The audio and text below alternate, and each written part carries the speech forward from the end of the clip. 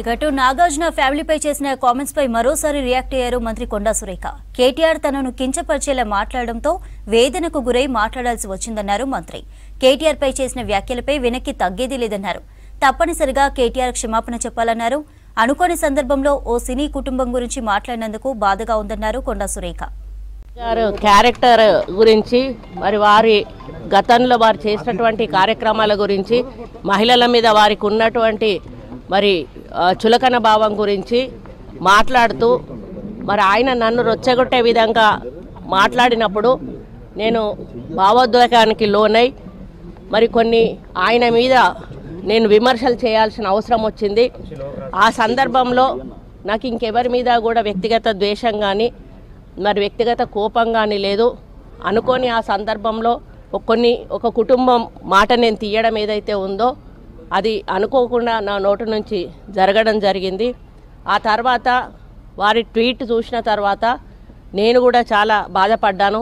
ఎందుకంటే ఏ విషయంలో నేనైతే బాధపడతా ఉన్నానో ఆ విషయంలో నేను ఇంకొకరిని నొప్పించాను అని తెలిసి రాత్రి వెంటనే మరి దాన్ని వెనక్కి తీసుకుంటూ నేను ట్వీట్ చేయడం జరిగింది.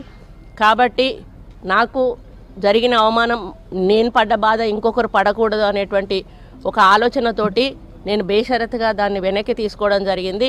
కానీ కేటీఆర్ విషయంలో మాత్రం తగ్గేది లేదు. ఆయన తప్పనిసరిగా క్షమాపణ చెప్పాల్సిన అవసరం ఉంది. ఆయనే చేసేదంతా చేసి ఈరోజు నన్ను క్షమాపణ చెప్పాలి అని డిమాండ్ చేయడం ఏదైతే ఉందో మరి దొంగ అని తనే దొంగ అని అరిచినట్టుగా ఉంది.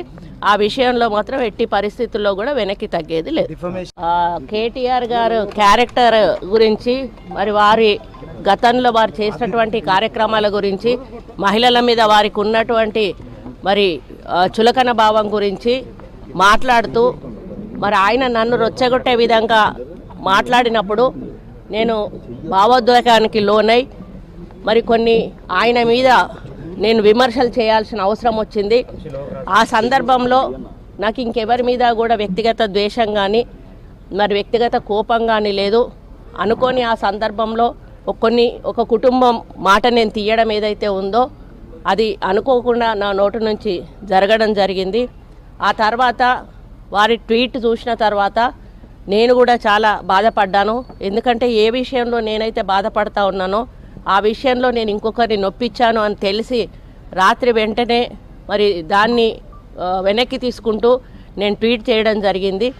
కాబట్టి నాకు జరిగిన అవమానం నేను పడ్డ బాధ ఇంకొకరు పడకూడదు అనేటువంటి ఒక ఆలోచనతోటి నేను బేషరతుగా దాన్ని వెనక్కి తీసుకోవడం జరిగింది. కానీ కేటీఆర్ విషయంలో మాత్రం తగ్గేది లేదు. ఆయన తప్పనిసరిగా క్షమాపణ చెప్పాల్సిన అవసరం ఉంది. ఆయనే చేసేదంతా చేసి ఈరోజు నన్ను క్షమాపణ చెప్పాలి అని డిమాండ్ చేయడం ఏదైతే ఉందో మరి దొంగ అని తనే దొంగ అని అరిచినట్టుగా ఉంది. ఆ విషయంలో